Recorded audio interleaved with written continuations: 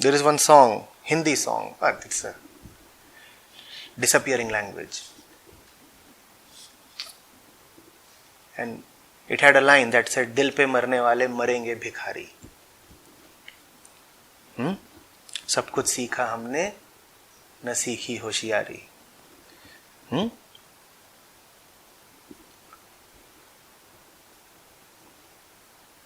So why should I advise you in favor of love? There is so much else to be had. You can have power. You can have adventure. You can have various kinds of foods. You can have domination. You can have whatever you want. And why do you want love? Or why do you want silence? You can have the best of noises. Then why do you want silence? You can have very musical noises. Why do you want silence? It's already happening in this generation. I find it very difficult to relate to the youth. And some of them say it very bluntly to me in my face. We do not know what love is. And they are cute. Dolls that do not know love. Loveless Barbies. Throwing around barbs.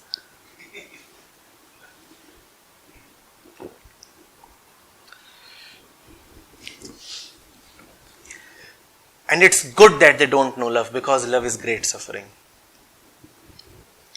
With desire, born and brought up in desire, you lose all acceptance to suffering. That's one characteristic of the desirous person. He will be very intolerant towards suffering. It is only the lover who can embrace suffering. Now, if you belong to the cult of desire, if you belong to the desire generation, if you belong to this, Gen now, suffering is the teacher that brings love to you.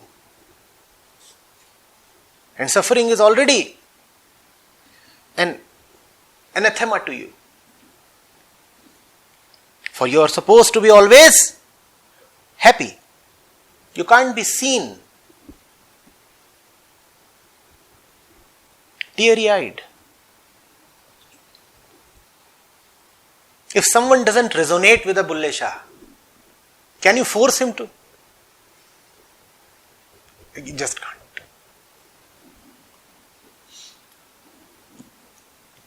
If someone doesn't feel that pang here, can you induce it? Especially when the other person is already happy. And we have all the reasons to be happy. There is this air conditioner, there are good clothes, money.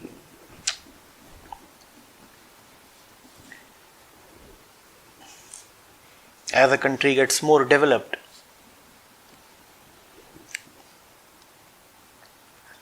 the hours in the work week also reduce. So you, at least statistically, can have more leisure. Australia is one of the last continents that man colonized. We know that, don't we? Obviously excluding the two ice-capped continents. Just guess the proportion of species that man obliterated there within a short span of time. What percentage of species were led extinct by man? I am not talking of a reduction in numbers. I am talking of complete and irreversible extinction. Tell me. Tell me.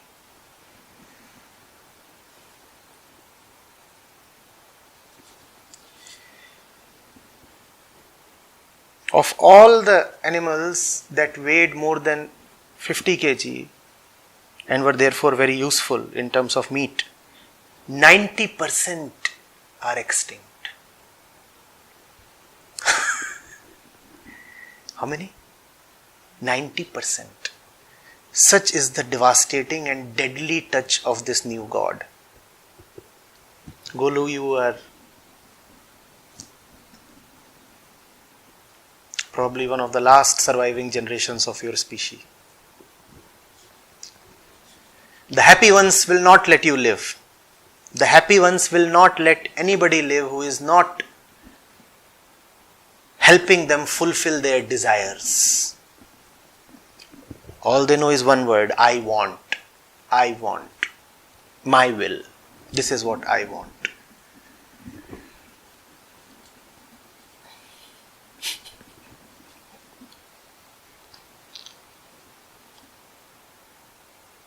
Those animal species were living there since millions of years, and man's touch evaporated them in a second.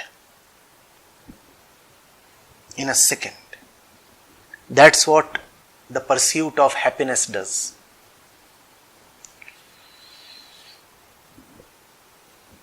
There has been no other motivating force for man but happiness.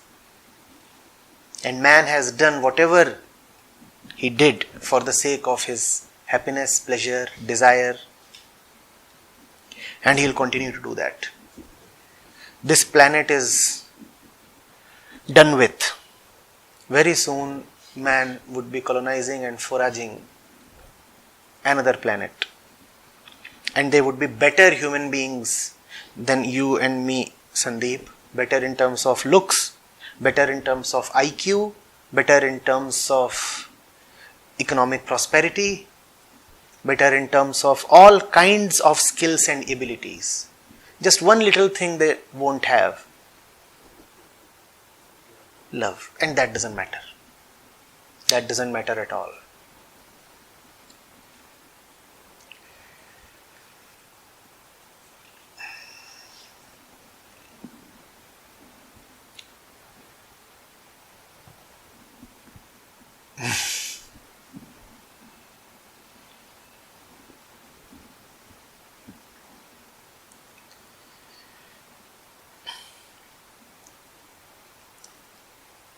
I was listening. There is one popular singer these days, a female singer, and she was rendering one of Bulle Shah's songs on YouTube, and the song was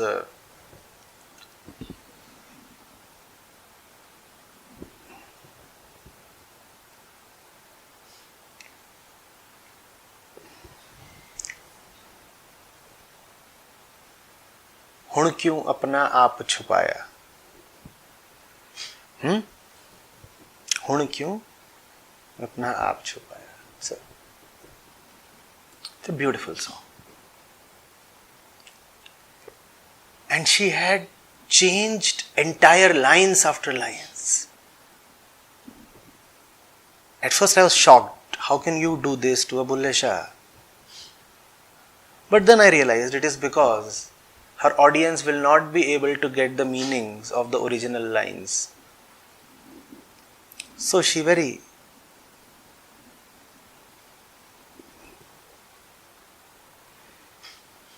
practically changed those lines to something of her own desire.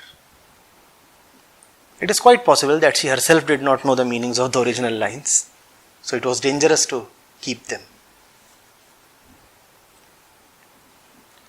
That's a glimpse of tomorrow. We will not be able to know what a Krishna or Kabir is saying, just as a computer is not able to know what a Krishna or Kabir is saying. We will be fantastic computers tomorrow.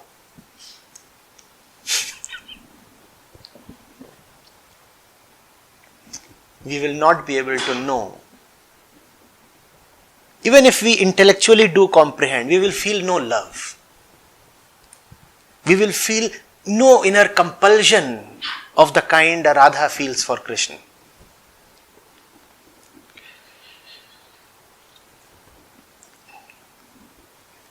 You will know desire. You will not know that yearning called love, that irresistible and unreasonable yearning called love. You will have desire. And you will have civilization. So you will have civilized ways, business-like ways to fulfill your desire. You won't be raping anymore. I assure you, rape would very soon be antiquated. You will say rape was an evil of the Middle Ages, like sati, like untouchability. Why rape when you can buy sex? And sex will be available.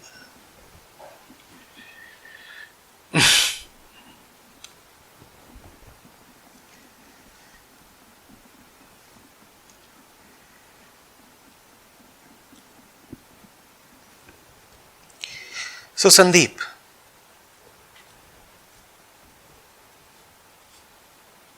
that's the forecast for you, and it's quite sunny. Have a happy time.